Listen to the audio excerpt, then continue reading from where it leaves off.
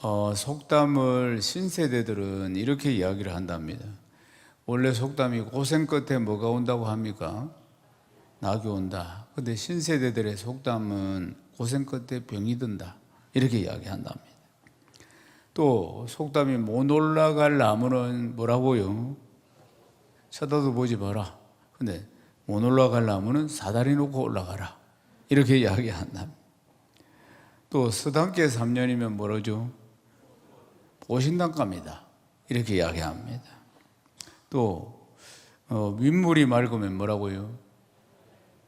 윗물이 맑으면은 세수하기 좋다. 이렇게 이야기한답니다. 또 젊어서 고생은 늙어서 뭡니까? 젊어서 고생은 젊어서 고생, 늙어서 신경통이다. 이렇게 속담을 우습게 이야기한답니다. 얼마 전에 보면은 심심한 사화가 이 말이 굉장히 큰 화제가 된 적이 있습니다. 어떻게 해서 이 문제가 일어났느냐 하면은 어떤 한 웹툰 작가가 사인회를 하기로 했는데 그런데 그걸 약속을 지키지를 못한 겁니다. 그래서 이제 주최 측인 한 카페 거기서 이제 글을 올렸는데 사과문을 올린 겁니다. 심심한 사과의 말씀을 드린다. 이렇게 이제 공지를 올렸는데 문제는 뭐냐면 이 공지를 읽은 사람들이 특별히 젊은 층들이 이 심심한 사과를 올린다는 표현 자체를 이해를 잘 못해가지고 하나도 안 심심한데 지금 뭘 하는 거냐 이런 이야기를 한다든지 제대로 된 사과도 아니고 무슨 심심한 사과냐 이러면서 심심한 사과라는 것의 뜻을 잘 모르면서 이제 이 카페에다가 굉장히 나쁜 댓글을 굉장히 많이 달았다는 겁니다. 심심한이 무슨 뜻입니까? 깊고 간절한 이 뜻입니다. 깊고 간절한인데 이 젊은 층들은 깊고 간절한으로 해석을 한 게 아니고 지루하고 재미없게 심심하다 이렇게 해석을 했다는 것입니다. 그렇게 해서 이제 일어난 해프닝이었는데 그래서 이제 이 카페를 주로 이용하는 사람들이 MZ 세대들, 젊은 세대들인데 젊은 세대들이 이 문장 자체를 이해를 잘 못했다는 사실입니다. 그래서 이제 이 일이 어떻게 이제 확산이 되었느냐면은 이제 이 젊은이들이 문해력이 떨어진다, 문장을 이해하는 능력이 떨어지기 때문에 이런 문제들이 지금 발생한 것이다. 젊은이들, 특별히 이제 MZ 세대들이 문장을 이해하는 능력이 문해력이 왜 떨어지느냐? 그들은 그러니까 SNS나 스마트폰을 통해 가지고 짧은 글들 주고받는 그런 글들만 주고받았기 때문에 읽거나 그렇기 때문에 이 긴 문장이라든지 깊은 뜻을 이해할 수가 없어서 생긴 문제다. 이렇게 이제 그래서 우리나라 문맹률이 실제로는 글을 모르는 문맹률이 1% 이하입니다. 우리나라는. 그런데 이제 이 문제 때문에 진정한 문맹률은 한 75% 정도 되는 것 같다. 이런 이야기를 하는 겁니다. 왜냐하면 글을 봐도 읽을 줄을 모르고 이해를 잘 못하니까. 그러니까 실제로 보면은 문맹률이 75% 이상이 된다. 이런 이야기까지 있으면서 설왕설래를 하면서 여러 가지 이제 문제들이 발생하게 되었습니다. 그래서 이제 기성세대들은 이 젊은 세대가 책을 많이 읽지 않기 때문에 이런 문제가 발생한다. 이런 이야기들과 함께 이제 이 문제를 해결하기 위해서 또 이걸 연구하는 사람들이 이야기하기를 사람들이 일반적으로 살아가면서 쓰는 단어는 1000개 아니라는 겁니다. 그러니까 그렇게 많은 단어를 사용하는 것이 아니고 살아가는데 그냥 일반적으로 1000개 안팎으로 다 사용을 하면서 산다는 겁니다. 그러니까 기성세대나 젊은 세대나 거의 다 마찬가지라는 것이에요. 국어사전에는 단어가 몇 개나 수록이 되어 있느냐? 국어사전에는 50만 개의 단어가 수록이 되어 있습니다. 그런데 실제로 살면서 사용하는 단어는 문장이라든지 이런 것은 1000개 이내라는 사실입니다. 그러니까 다들 이야기하기를 그러면은 장년층들은 괜찮느냐? 장년층들도 역시 마찬가지로 젊은 층들도 다 마찬가지고 문장을 이해하는 문해력이 많이 떨어진다. 그럼 이 문제를 어떻게 해결할 것인가 하는 것입니다. 다시 어떻게 읽을까 하는 책이 있습니다. 이 책은 이제 언어학자인 나오미 베런이라는 언어학자가 20년 동안 연구해가지고 쓴 책입니다. 이탈리아, 노르웨이, 미국 이런 여러 나라를 리서치하고 20년 동안 연구를 해가지고 이제 펼친 이 책인데, 디지털 시대, 지금이 이제 디지털 시대잖아요. 그러니까 디지털 시대에 이 책을 읽는 부분에 대한 언급을 많이 합니다. 근데 기성세대들은 보면은 종이책을 읽었던 기성세대들은 이런 이야기를 하는 겁니다. 그러니까 지금 디지털로 이렇게 스마트폰이나 컴퓨터나 또 이렇게 이런 걸 통해서 책을 읽는 것보다도 이전에 종이로 읽었을 때가 훨씬 좋았다. 그러니까 책은 종이로 읽는 것이 훨씬 효과적이다. 종이책을 읽는 것이. 그런 이야기를 기성세대는 하는데, 그러나 실제로는 그렇지 않다. 이 저자가 하는 이야기는 그렇습니다. 그러니까 이전에 종이책, 디지털이 나오기 전에 종이책, 종이로 만든 책, 일반적인 책을 읽을 때도 그렇게 그다지 집중을 하면서 그렇게 읽는 경우가 많지 않았다. 이런 이야기를 하는 것입니다. 그러나 시대가 변했다. 이 저자가 하는 이야기들은, 그러니까 종이책으로 읽어야지 더 효과적이다 이렇게 말할 수 없다. 이 시대에 디지털로 있든지 뭘로 있든지 간에 중요한 거는 뭐냐면, 지금은 책을 어떻게 읽어주기도 하고, 책이 지금도 음성으로 들려오기도 하고 눈으로 보기도 하고, 완전히 입체적으로 책을 읽어주는 그런 시대를 살고 아니십니까? 중요한 것은 지금 문장을 이해하는 능력을, 이 문제를 해결하기 위해서는 장문의 글을 많이 읽어야 한다. 이렇게 저자가 이야기를 하는 겁니다. 장문의 글을, 그러니까 젊은이든지 장년천역이든지 누구든지 모두 다 한 1000개 정도 이하의 단어를 사용하고 있는데, 실제로 젊은이들이 사용하는 용어나 이런 걸 또 장년층들은 잘 이해를 못한다 그 말입니다. 그러니까 문해력에 대해서는 비차반의 문제가 있다. 젊은이나 이 장년이나 다 문제가 있는데, 이 문제를 문해력을 해결하기 위해서는 그러니까 장문의 글을 많이 읽어야 한다는 겁니다. 장문의 글이 뭡니까? 그러니까 장문의 베스트셀러가 이 문제를 해결하는 데 굉장히 효과가 있고, 세계 고전 문학을 읽는 것도 상당히 효과적이라는 겁니다. 무엇보다도 더 효과적인 것은 성경을 읽는 것입니다. 성경을 읽을수록 이 문장의 이해력, 문해력이 점점 뛰어나게 된다는 것을 볼 수가 있습니다. 사랑하는 여러분, 그래서 심심한 사과라는 단어 하나 때문에 논쟁이 일어나가지고 여러 가지로 확산이 된 겁니다. 확산이 되어가지고, 그러면은 결국 문해력, 문장을 이해하는 능력을 기르기 위해서는 어떻게 해야 되느냐, 딱 답을 찾았죠.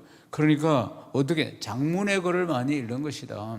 그러니까 베스트셀러라든지 아니면 세계 고전문학이라든지, 그거보다 더 좋은 것은 성경책을 많이 읽는 것이다 하는 이야기의 결론에 나왔습니다. 그러니까 어휘력이 부족한 사람들은 다독을 많이 하는 게 좋습니다. 다독을, 여러 가지 책들을 다독을 많이 할수록 어휘력을 구사하는데 굉장히 이제 도움을 받을 수가 있다는 것입니다.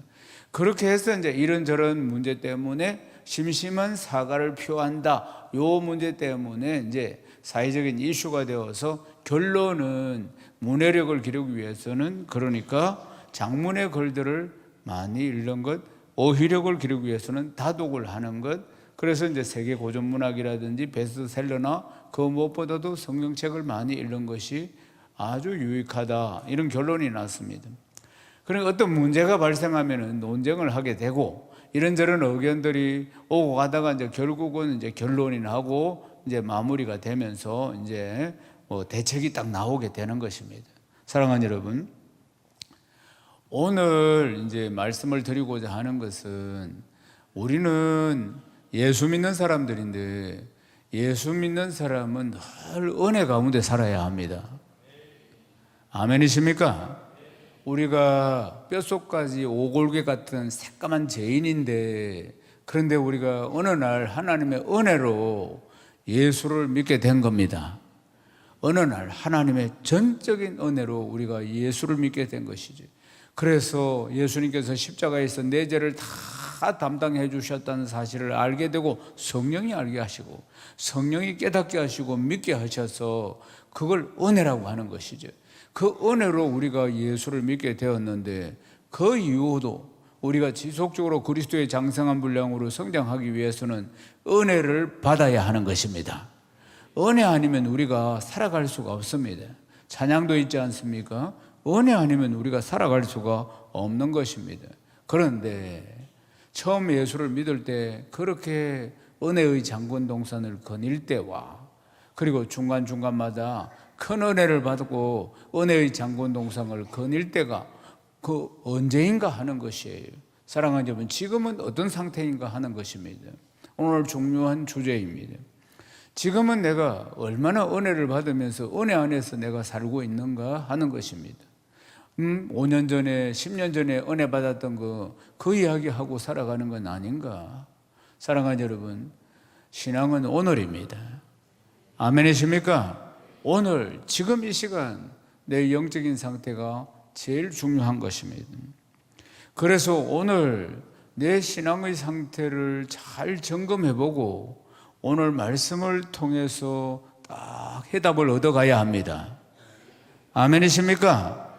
사랑하는 여러분, 은혜를 받지 못하는, 아니 이전만큼 은혜를 받지 못하는, 어쩌면 형식적인 신앙생활을 하고 있는 이 문제를 해결해야 한다 그 말입니다.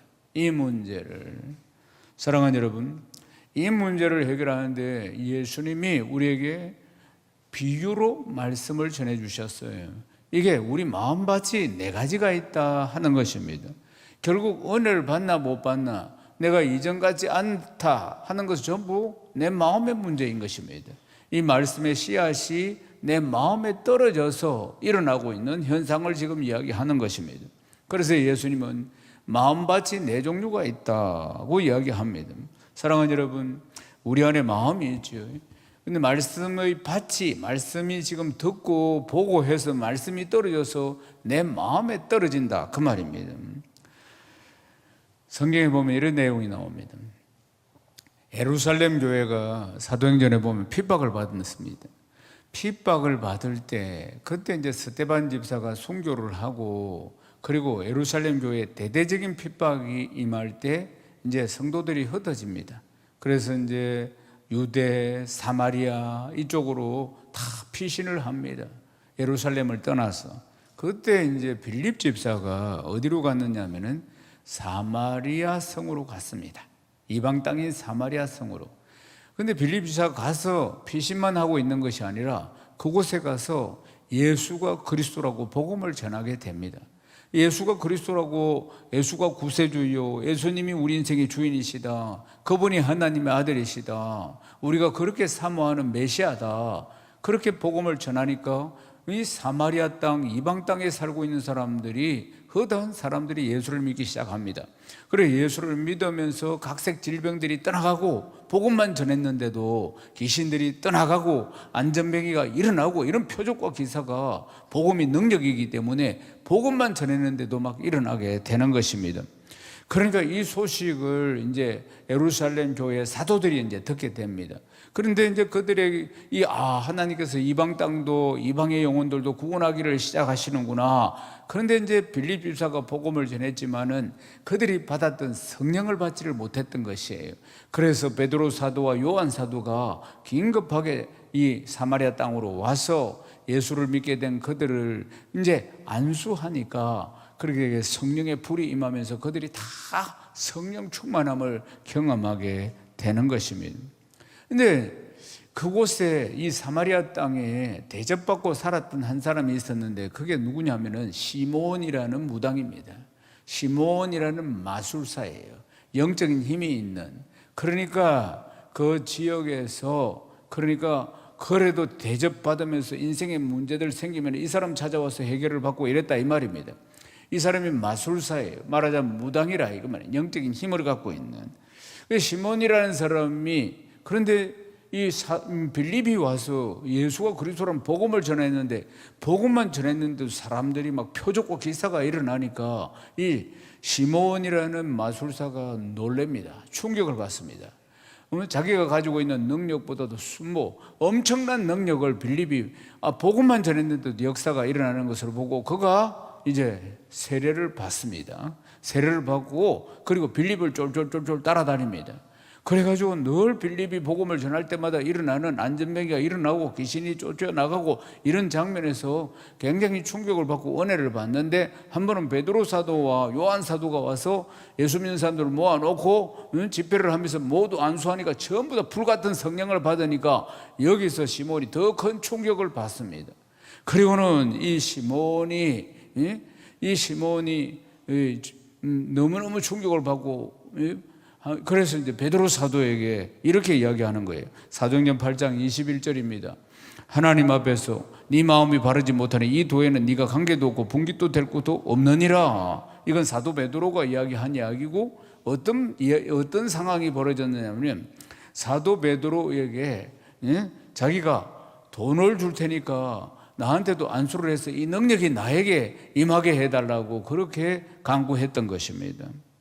그러니까 베드로가 딱 이 사람을 보면서 네가 하나님의 선물을 돈 주고 살 줄로 생각하였으니 네가 은과 함께 망할지어다, 오히려 이렇게 저주를 하는 것입니다. 왜 그랬을까요? 그것은 이 사람 마음에 문제가 있었던 것입니다. 그러니까 하나님의 신령한 은사를 주시면 하나님을 높이고 복음을 전하고 하나님 나라를 확장하고 이런 데서 해야 되는데, 이 마술사 시몬은 근성이 그대로 남아가지고 자기 이름을 높이기 위해서, 자기가 이런 능력을 가지고 있다는 것을 자랑하기 위해서 이렇게 이제 은사를 달라고 베드로 사도에게 그렇게 구했다는 것입니다. 사랑하는 여러분, 성경을 보면 우리가 더 큰 은사를 사모하라고 말씀하십니다. 고린도전서 12장 31절을 읽어보겠습니다. 너희는 더욱 큰 은사를 사모하라. 내가 또한 제일 좋은 길을 너희에게 보이리라. 아멘. 항상 하나님께 신령한 은사를 사모하되 우리가 이 은사를 통해서 몸된 교회를 섬기고 그리고 하나님 나라를 확장하고 영혼을 구원한 데 잘 사용해야 할 줄로 믿습니다. 빌립 집사가 사마리아 성에 가서 복음을 전했는데 큰 기쁨이 넘쳤다고 그러지 않습니까? 사랑하는 여러분, 지난주 월화수 우리 교회 6년 만에 열린 여름 수련회가 있었습니다. 6년 만에 많은 성도들이 여름 수련회에 오셨어요. 그래서 이제 우리가 함양에 있는 한 수련장에 캠프를 열고 2박 3일 우리가 수련회를 했는데, 오전에는 집회를 하고 오후에는 복음을 전하러 나가고 저녁에 또 집회를 해서 은혜를 받고 하는 수련회, 2박 3일 수련회였는데, 우리가 어느 지역으로 복음을 전하러 갔느냐 하면은, 그러니까 거창, 산청, 함양, 지리산 쪽입니다. 이쪽은 그러니까 대한민국의 복음화율이 제일 낮은 곳입니다. 한 6% 정도의 복음화율, 굉장히 열악한 곳인데 그 지역에 있는 7교회를 우리가 돕기 위해서 우리 성도들이 이제 한 500명 가까이 갔는데, 그래 7교회도 이제 다 나누어 가지고, 그래서 우리가 하루는 첫날은 가서 돌아보고 기도하고, 둘째 날 이제 한나절을 둘째 날 우리 팀들이 같이 7교회로 나누어 가서 복음을 전했는데 1093명, 그곳은 시골입니다. 1093명에게 복음을 전해서 464명이 예수를 믿게 된 겁니다. 그래서 7교회 목사님들이 아무리 복음을 전해도 이 시골 사람들이 복음을 받아들이지 않는 겁니다. 그런데 이제 우리가 이제 와서 복음을 전하니까 이런 결실을 한 것을 보면서 눈물을 흘리면서 고마워하고 내년에도 꼭 와주기를 부탁을 하는 모습을 볼 수가 있었습니다. 그러니까 정말 이번 우리 여름 수련을 통해서 우리만 은혜 받는 것이 아니고 거창, 함양, 산청, 이 중소도시 그리고 또 시골 교회, 이 7교회, 얼마나 엄청난 큰 기쁨이 넘쳤는지 모릅니다. 그래서 우리 여름 수련의 주제가 큰 기쁨이었던 것입니다. 정말 큰 기쁨이 넘치는 여름 수련회였습니다. 사랑하는 여러분, 오늘도 하나님의 은혜가 큰 기쁨으로 예배와 말씀을 통해서 넘쳐나기를 주의 이름 축원합니다. 사랑하는 여러분, 여러분의 신앙 상태는 어떻습니까? 예배에 참석해서 어느 정도로 은혜를 받습니까? 요즘 내 신앙 상태를 한번 점검해 봐야 됩니다. 그것은 모두 다 내 마음의 상태에 따라서 지금 정해지는 것입니다.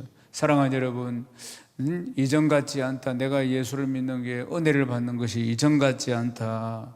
말씀을 들어도 이전처럼 그렇게 쑥 들어오지 않는다. 사랑하는 여러분, 지금 이 마음의 상태를 잘 진단하고 회복해야 하는 줄로 믿습니다. 에스겔서 36장 26절을 읽겠습니다. 또 새 영을 너희 속에 두고 새 마음을 너희에게 주되 너희 육신에서 굳은 마음을 제하고 부드러운 마음을 줄 것이며 아멘.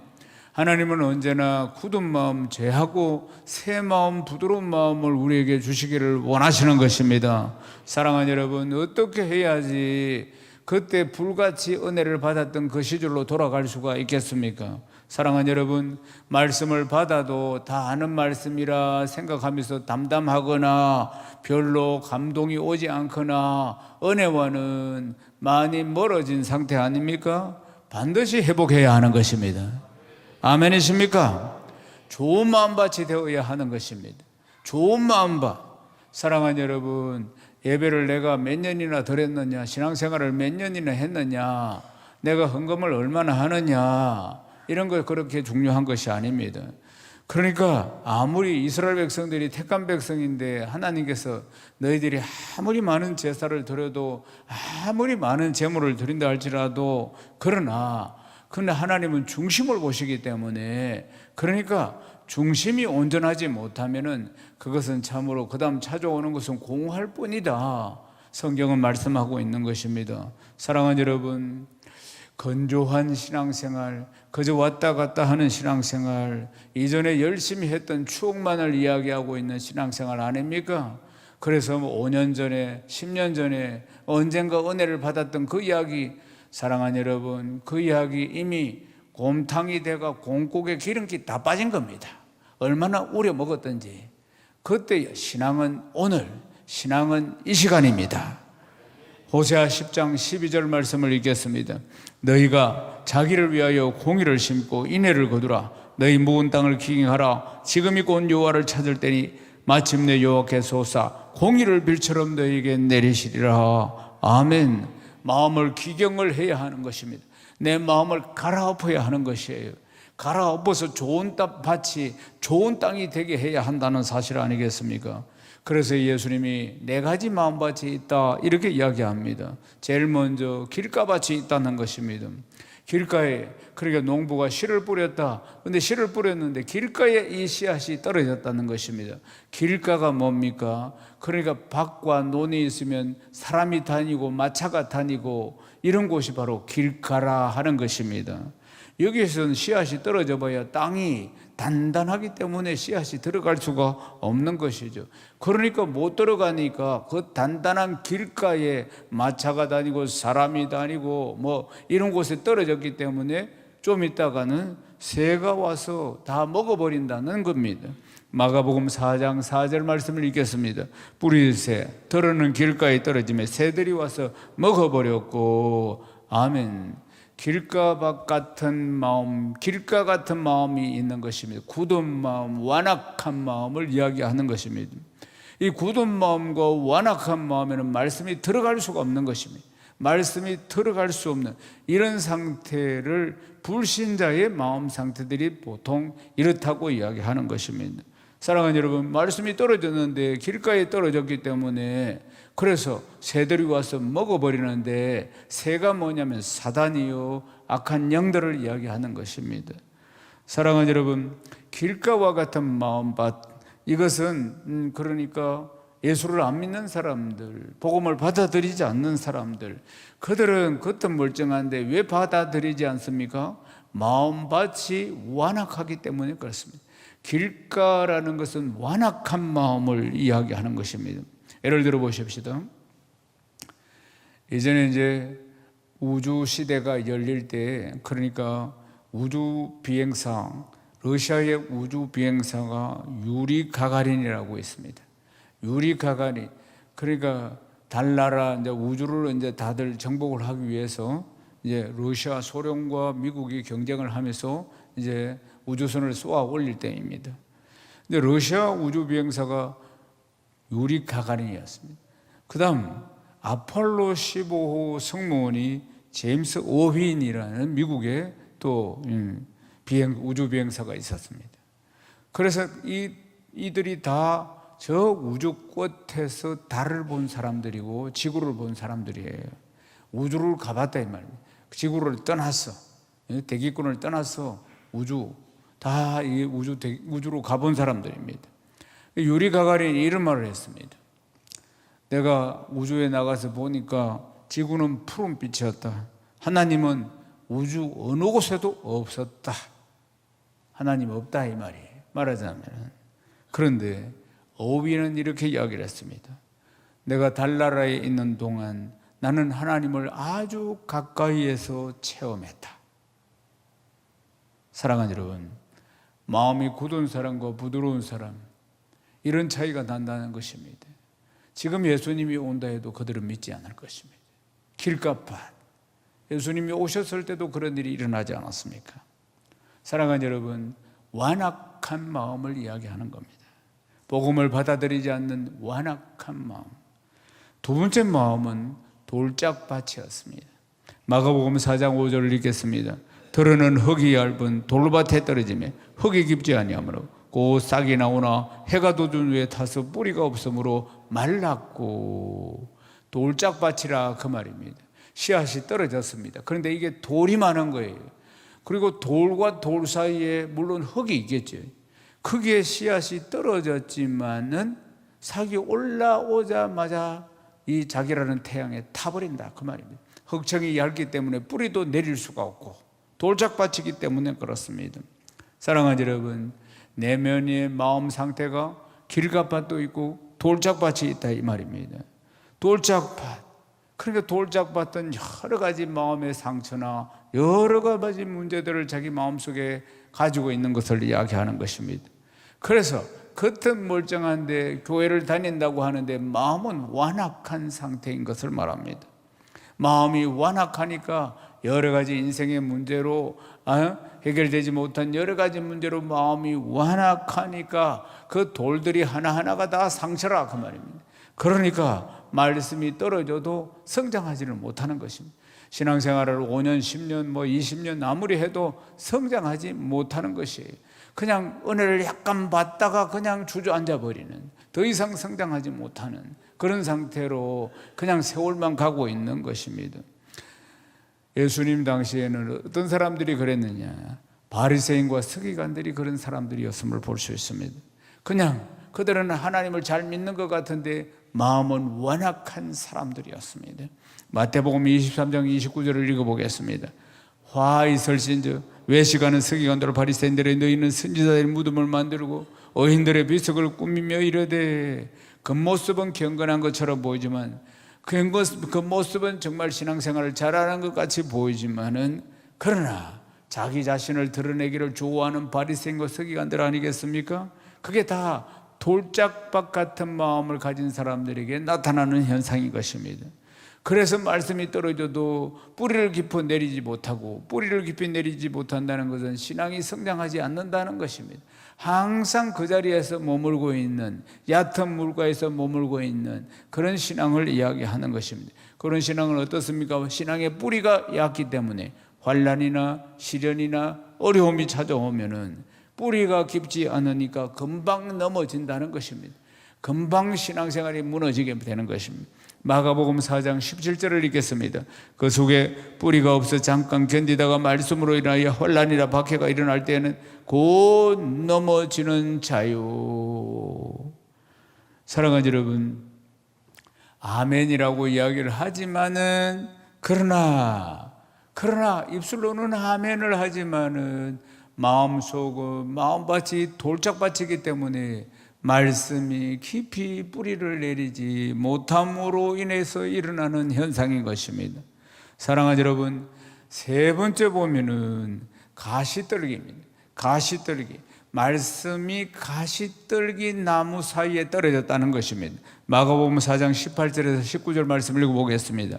또 어떤 이는 가시떨기에 뿌려진 자니 이들은 말씀을 듣기는 하되 세상의 염려와 재물의 유혹과 기타 욕심이 들어와 말씀을 막아 결실하지 못하게 되는 자요. 아멘.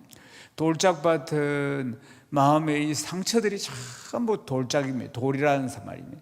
그래서 마음의 상처들이 많아서, 이 돌이 많아서 말씀이 떨어져도 성장하지 못하는 것, 그래서 조금만 어려움이 와도 그냥 쓰러지고 넘어지는 것, 시험에 들고, 이런 경우가 이 신앙을 깊이 뿌리를 내지 못하는 게 돌짝밭의 현상들이고, 지금 읽은 말씀은 가시밭이라고 했습니다. 그러니까 말씀이 떨어져서 가시밭 사이에 떨어졌다는 것입니다. 그래서 땅에 떨어져서 이 말씀이 자라려고 하다가 가시와 은근키에 가려가지고 더 이상 자라지를 못하는 것을 말씀하는 것입니다. 복음의 말씀이 가시떨기 사이에 떨어졌다. 그런데 이 가시떨기가 뭐냐면은 세상의 염려, 재물의 유혹, 여러 가지 욕심들, 이것이 다 가시떨기 나무인 것입니다. 사랑하는 여러분, 세상의 염려, 재물의 유혹, 욕심, 이런 것들이 가시떨기 나무가 되어서 이 말씀의 씨앗이 더 이상 자라지 못하도록 다 덮고 있는 상태를 이야기하는 것입니다. 사랑하는 여러분, 내 상태를 잘 진단해야 합니다. 내 신앙생활이 지금 몇 년인데 내가 어느 정도인지를 잘 진단해야 한다는 것입니다. 그러니까 내 마음밭이 지금 어느 정도인가를 잘 진단해야지 오늘 말씀을 통해서 답을 딱 찾을 수가 있습니다. 아멘이십니까? 언제나 기회가 있는 것이 아닙니다. 그러니까 말씀을 잘 듣고 내 자신을 내가 진단해야 한다는 걸 기억해야 합니다. 신앙생활은 1대1입니다. 내 아내가 예수 잘 믿는다고, 내 남편이 예수 잘 믿는다고 내가 잘 믿는 거 아닙니다. 내 부모가 예수 잘 믿는다고 내가 잘 믿는 거 아닙니다. 하나님과 나 1대1이라 이 말입니다. 구원도 1대1입니다. 내 자신을 잘 진단해야 한다는 걸 기억해야 합니다. 신앙은 현재 진행이고 오늘입니다. 내 영적인 상태, 오늘이 중요한 것입니다. 10년 전에 예수 잘 믿고 5년 전에 예수 잘 믿고 그 이야기가 아니라 이 말입니다. 오늘 주님이 오시면은 오늘 내 신앙 가지고 주님이 말씀하신다는 걸 기억해야 합니다. 사랑하는 여러분, 살아간다고 또 사업하고 직장생활하고 여러 가지 문제로 세상의 염려, 그리고 돈 버는 여러 가지 재물의 유혹, 먹고 산다고 여러 가지 욕심들, 이런 것들이 우리의 심령을 연약하게 만드는 것입니다.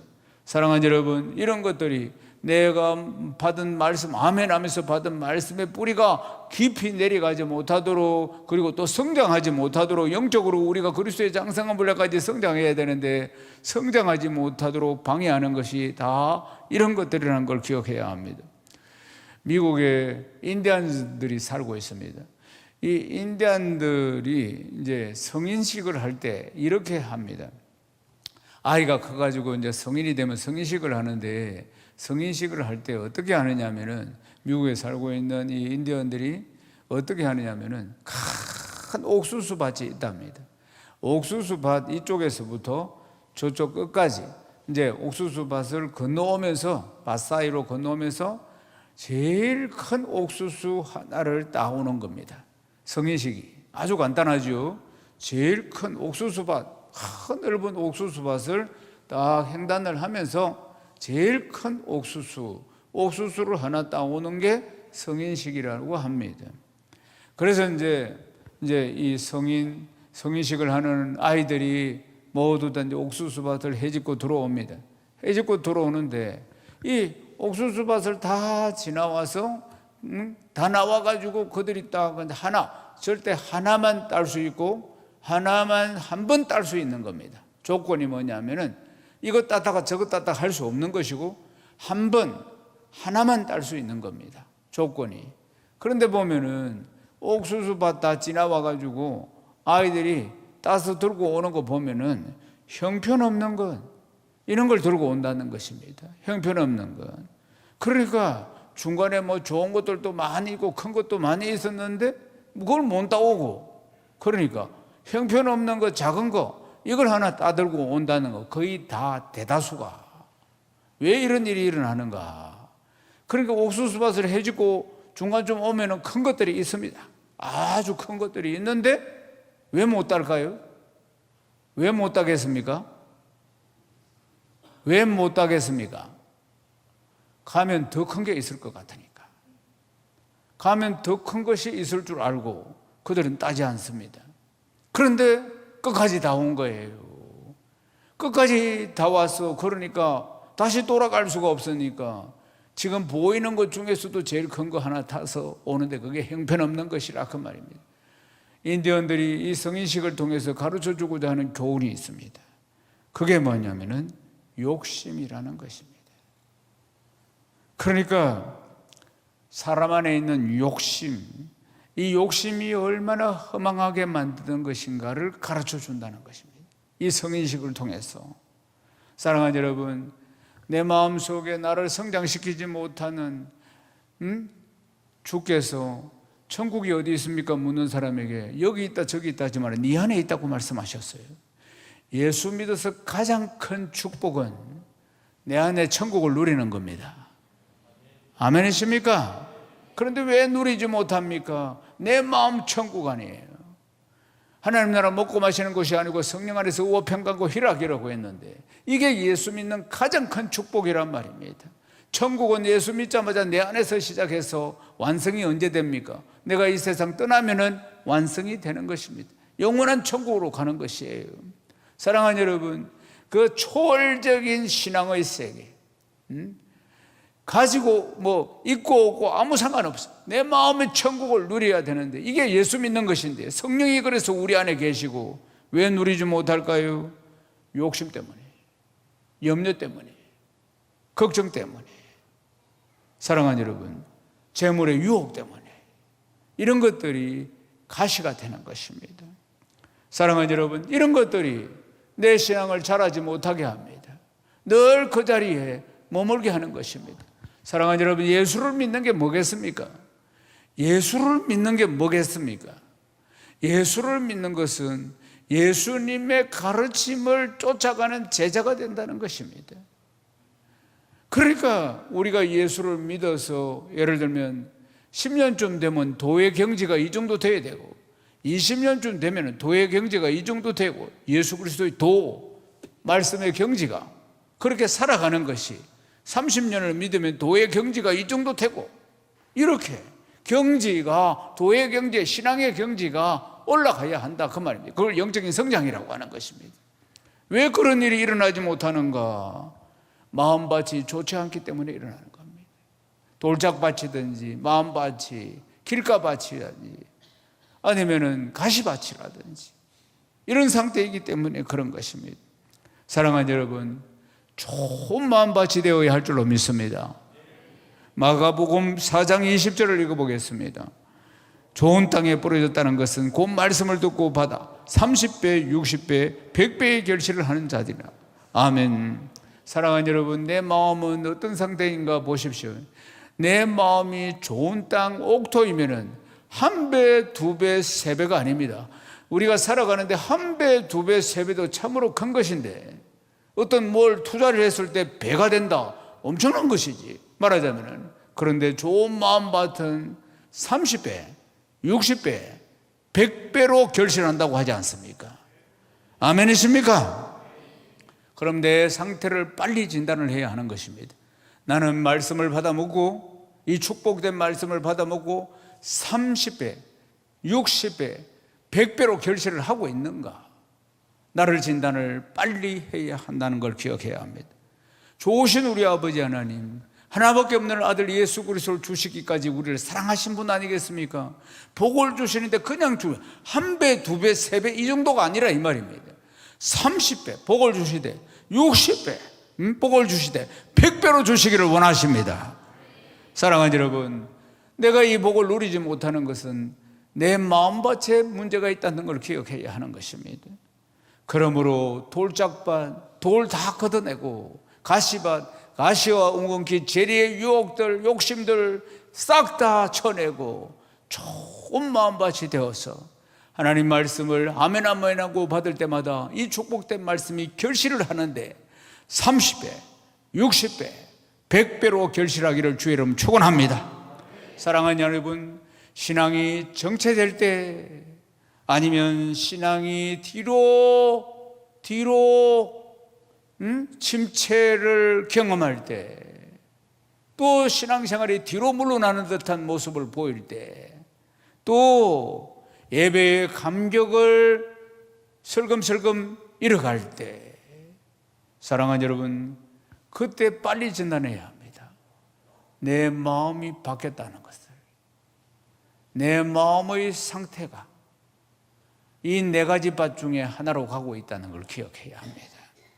사랑하는 여러분, 부디 어떻게 하든지 좋은 마음밭이 되어서 말씀과 성령으로 충만해서, 좋은 마음밭이 되어서 말씀과 성령으로 충만하여서 좋은 마음밭이 되어서 30배, 60배, 100배로 결실하는 복된 성도 다 되시기를 주님의 이름으로 축원합니다.